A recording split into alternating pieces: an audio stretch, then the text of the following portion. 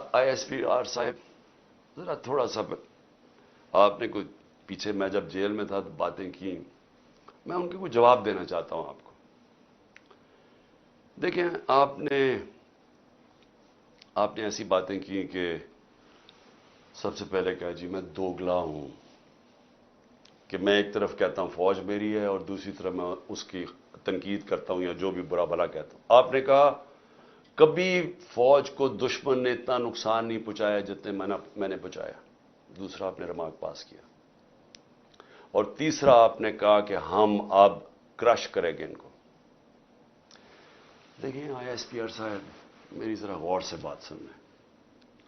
आप जब पैदा भी नहीं ना हुए थे तब मैं अपने मुल्क को दुनिया में रिप्रेजेंट करता था। मैंने अपने मुल्क का दुनिया के अंदर सर ऊपर किया, इज्जत दिलवाई अपने मुल्क को। उठा के देख लें, आप भूल गए होंगे, आप पैदा नहीं हुए होंगे, जरा पता चलवा लें कि इमरान खान ने क्या पाकिस्तान की दुनिया में इज्जत ऊपर की या नीचे की। और आपको यह पता होना चाहिए कि जब वॉर ऑन टेरर हुई और जो पाकिस्तान की मिट्टी पलीत हुई दुनिया में, कि हमारा गया जी फौज दोगली है, क्योंकि तब मुशर्रफ का मार्शल लॉ था, ये हमारे से झूठ बोलती है, करती कुछ है, कहती कुछ है, डॉलर्स हमारे से लेती है और दोगली गेम खेलती है। डबल गेम, दोगला तब नाम इस्तेमाल होता था, पाकिस्तान को वर्ड ही दोगला इस्तेमाल करते थे, डबल गेम का नाम करते थे। जरा इंटरनेशनल मीडिया देखे, किसने अपनी फौज को सबसे ज्यादा जिसकी हिफाजत की, किसने अपनी फौज के साथ इंटरनेशनल मीडिया पे खड़ा हुआ।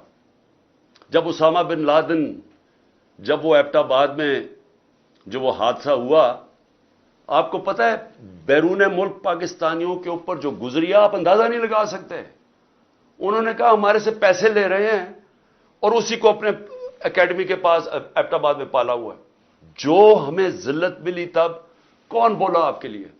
यहां तो कोई सांप सूंघ गया था, यहां तो आर्मी चीफ के मुंह से चून ही निकल रही थी, यहां तो कोई बोलता ही नहीं था, ना प्राइम मिनिस्टर था, वो गिलानी था, ना जरदारी।